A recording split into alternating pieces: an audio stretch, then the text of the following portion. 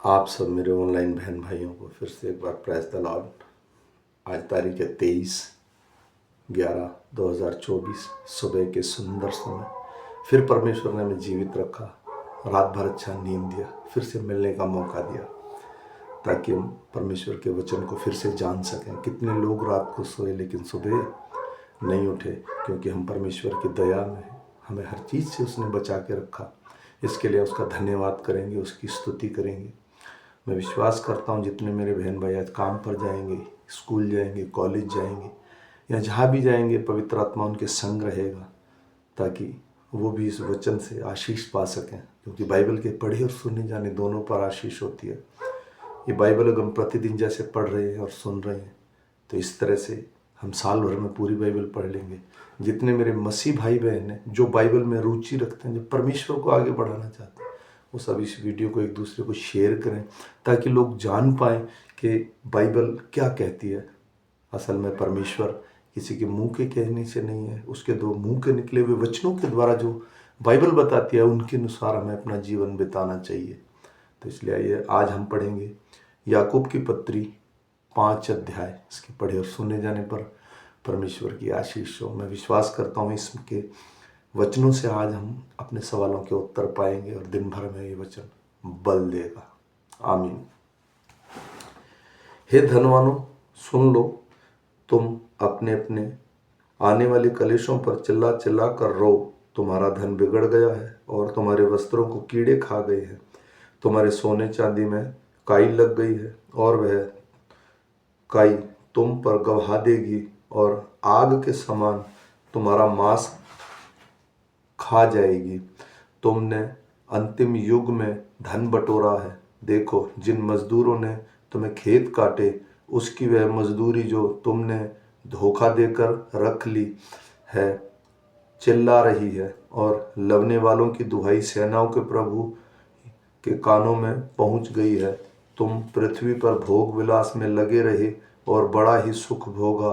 तुमने इस वध के दिन के लिए अपने हृदय का पालन पोषण करके उसको मोटा ताजा किया। तुमने धर्मी को दोषी ठहराकर मार डाला, वह तुम्हारा सामना नहीं करता। इसलिए हे भाइयों, प्रभु के आगमन तक धीरज धरो।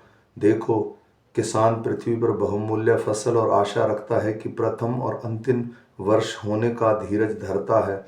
तुम भी धीरज धरो और अपने हृदय को दृढ़ करो, क्योंकि प्रभु का आगमन निकट है। हे भाइयों, एक दूसरे पर दोष ना लगाओ ताकि तुम दोषी ना ठहरो। देखो, हाकिम द्वार पर खड़ा है। हे भाइयों, जिन भविष्यवक्ताओं ने प्रभु के नाम से बातें की, उनको दुख उठाने और धीरज धरने का एक आदर्श समझो। देखो, हम धीरज धरने वालों को धन्य कहते हैं। तुमने आयुब के धीरज के विषय में सुना ही है, और प्रभु की ओर से जो उसका प्रतिफल हुआ उसे भी जान लिया है।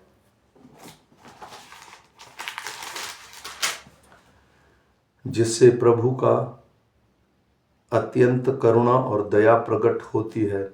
पर हे मेरे भाइयों, सबसे श्रेष्ठ बात यह है कि शपथ ने खाना न स्वर्ग की, न पृथ्वी की, न किसी की वस्तु की, पर तुम्हारी बातचीत हाँ की हाँ और ना की ना हो, कि तुम दंड के योग्य ना ठहरो। यदि तुम में कोई दुखी है तो वह प्रार्थना करे, यदि आनंदित है तो वह स्तुति के भजन गाए, और यदि कोई रोगी है तो कलीसिया के प्राचीनों को बुलाए, और वे प्रभु के नाम से उस पर तेल मलकर उसके लिए प्रार्थना करें। और विश्वास की प्रार्थना के द्वारा रोगी बच जाएगा और प्रभु उसका उठाकर खड़ा करेगा, और यदि उसने पाप किया हो तो वह उनको भी क्षमा हो जाएगा। इसलिए तुम आपस में एक दूसरे के सामने अपने अपने पापों को मान लो और एक दूसरे के लिए प्रार्थना करो, जिससे चंगे हो जाओ।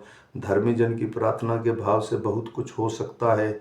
एलिया भी तो हमारे समान दुख सुख भोगी मनुष्य था, और उसने गिड़गिड़ाकर प्रार्थना की कि मेह ना बरसे, और 3.5 वर्ष तक भूमि पर मेह नहीं बरसा।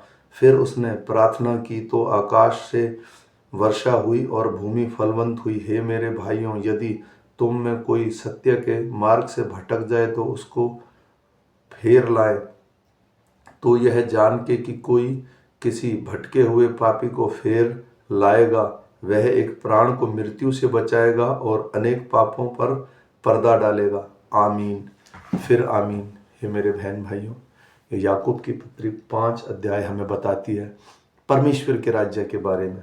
तो इसलिए फिर मिलेंगे शाम के वचन के साथ। तब तक सबको प्रेज़ द लॉर्ड, सबको प्रेज़ द लॉर्ड। आमीन।